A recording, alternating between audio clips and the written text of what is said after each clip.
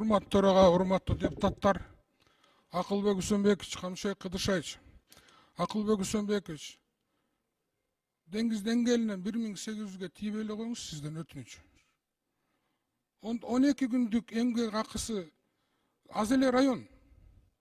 Эми азыр мурунку токтомдорду жокко чыгарып, азыр көп районду ала албай атышат да. Мен сизди түшүнөм. Баардыгын инвентаризация кылып атасыз.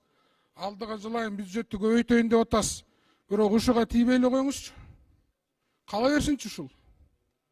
Сизден өтүнөм, мен суранам. Азыр мынакы мурунку токтомдорду жокко чыгарып салып, элдер 1800-ге 12 күндүк эмгек өргүсүн ала албай атат. Кодекске ссылаться этип атат, 2000 кылып койгон экенсиздер. Дагы 1800-ге мыйзам бар. Ал тура берсин.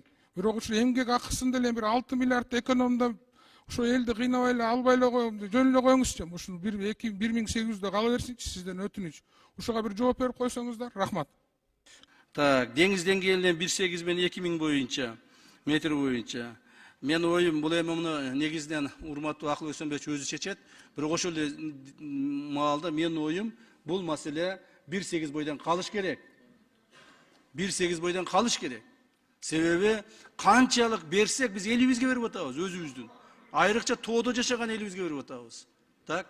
Тоодо жашаган элге каалашынча бериш керек, көбөйтүп беришибиз керек деген ойдомун. Эми мен азыр Акылбек Үсөнбековичке сурабай эле айтып койдум. Акылбек Үсөнбекович болбойт андай деп коюшу да мүмкүн. Болбойт деп коюшу да мүмкүн. Аны эми урматтуу төрага өзү чечет. Ушул негизги маселелер мага 1800 метр көтөрүлбөйт, бирок ылдыйлабайт. Ушуну так сиздерге айтып коеюн, ато бирөө көтөрүлсүн дейт биздин өкмөттүн мүчөлөрү. Депутаттардын көбү болсо ылдый түшсүн дейт. Азыр 1800 кандай болсо, ошо боюнча калат.